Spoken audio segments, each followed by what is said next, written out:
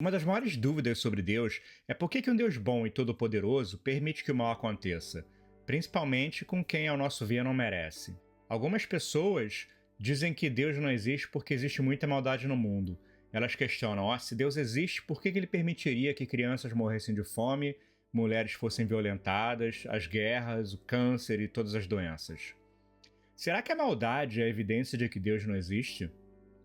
Olha, muito pelo contrário, a maldade é um argumento que sustenta a existência de Deus. A maldade, ela não é a ausência da bondade. A maldade só existe se nós tivermos um conceito do que é bondade. Olá, o meu nome é Tiago Vinhas, eu sou teólogo e minha especialização e paixão é a área da apologética cristã, que é o estudo de argumentos que justificam a verdade e a infalibilidade da Bíblia. O motivo desse canal se chamar Teologia Tribal é a ideia de que, mesmo que originalmente o povo de Deus era dividido entre as 12 tribos de Israel, com a morte e a ressurreição de Jesus nós fomos unidos em uma única tribo e adotados como filhos de Deus. Agora vamos falar sobre o bem e o mal. Veja só, o conceito de moralidade ele é totalmente objetivo, no sentido de que é fácil a gente identificar algumas coisas que são boas e outras não. Matar alguém, por exemplo, é errado.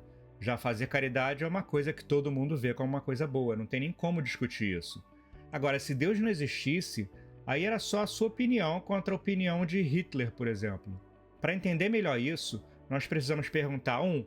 Qual é o problema da maldade? E 2. Qual é o propósito da maldade?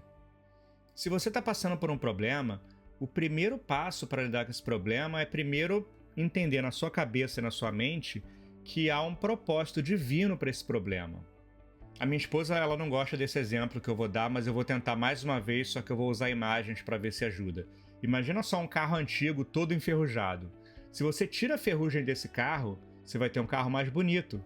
Agora, o que acontece se você tirar todo o carro da ferrugem? Não existe mais nada, é só uma pilha de pó de ferrugem no chão. A gente só pode afirmar que uma linha está torta se a gente souber o que é uma linha reta.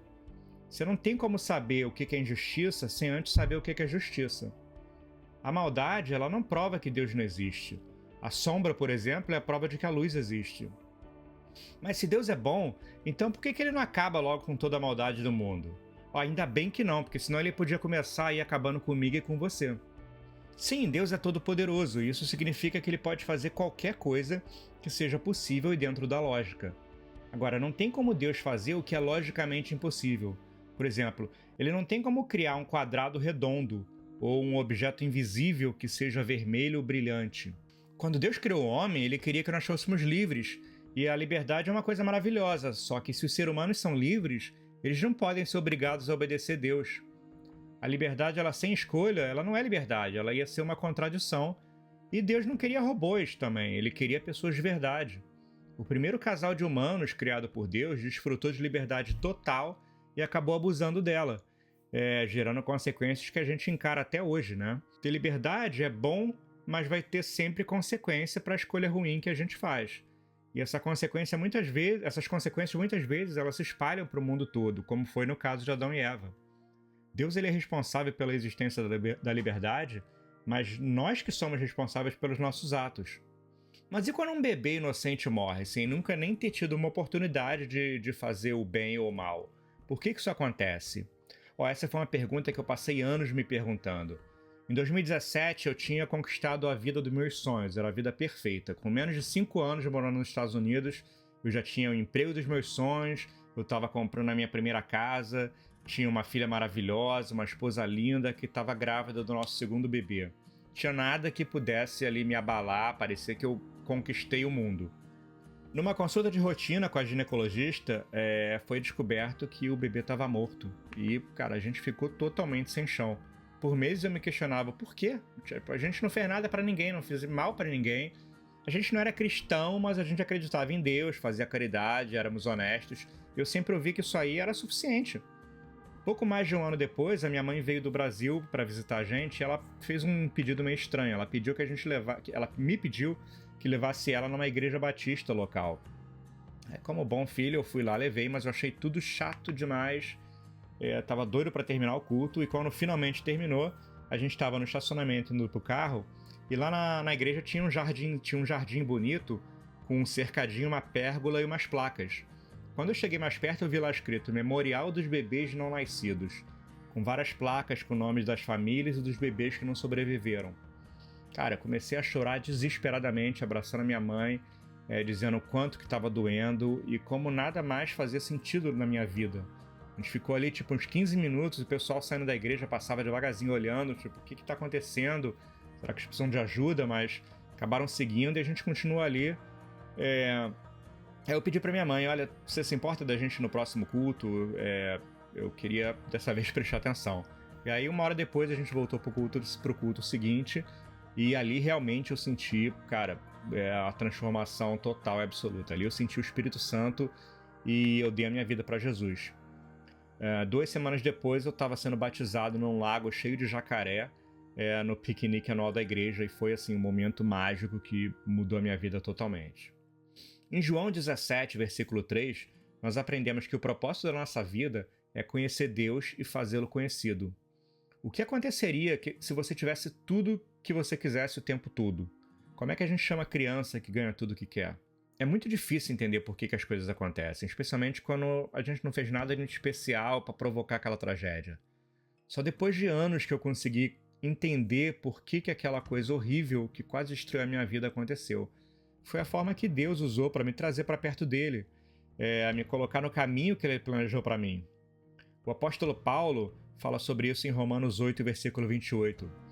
Ele diz: sabemos que Deus age em todas as coisas para o bem daqueles que o amam, dos que foram chamados de acordo com o seu propósito. Ele não está dizendo ali que todas as coisas são boas. Ele está dizendo que as coisas trabalham juntas para o bem daqueles que amam Deus. Já Tiago, o irmão de Jesus e meu xará, escreveu em Tiago 1, versículo 2: considerem motivo de grande alegria o fato de passarem por diversas provações, pois vocês sabem que a provação da sua fé produz perseverança. Eu não sei você, mas eu ainda não consigo ficar alegre quando eu passo por provações. Mas só aí a gente já tem 2 razões bíblicas que explicam por que Deus permite que coisas que a gente acha ruim aconteçam. Ele permite para o nosso bem, onde as coisas acontecem para colocar a gente numa direção diferente, num caminho diferente, ou para que a nossa fé produza perseverança. Você conhece a história da Ruth? Aquela mesma da Bíblia. O marido, o sogro e o cunhado dela morreram, deixando a família totalmente desamparada numa cidade que estava sendo devastada pela fome. Aí ela deixou a cidade dela, Moabe, e foi com a sua sogra para a cidade de Belém, numa viagem que provavelmente levou aí 1 semana. Quando chegou em Belém, ela teve que catar resto de grão de soja e de cevada que ficava no chão da plantação, que caía durante a plantação depois da colheita, para ela ter o que comer com a sogra. Lá ela conheceu o dono da plantação, que ficou encantado ali com a bondade, o carisma e a simplicidade dela, e mais tarde eles acabaram se casando. Dessa união veio um filho, que veio a ser o pai de Jessé, que esse por sua vez foi o pai do rei Davi, de quem Jesus descende. Veja só, Ruth, de praticamente mendiga, veio a ser bisavó do rei Davi. Da trágica morte da família de Ruth, veio a família que deu origem à linhagem que trouxe Jesus, Deus encarnado vivendo entre nós no mundo, completando o plano divino de redenção da humanidade. Sim, Deus é todo-poderoso. Sim, Deus é amor, mas Deus também tem sabedoria ilimitada, que nós não temos. Não deixe as tragédias da sua vida atrapalharem a sua busca por Deus. Ele te conhece desde antes de criar o mundo e tem um plano maravilhoso para você. Fé, perseverança e obediência são a chave para a felicidade.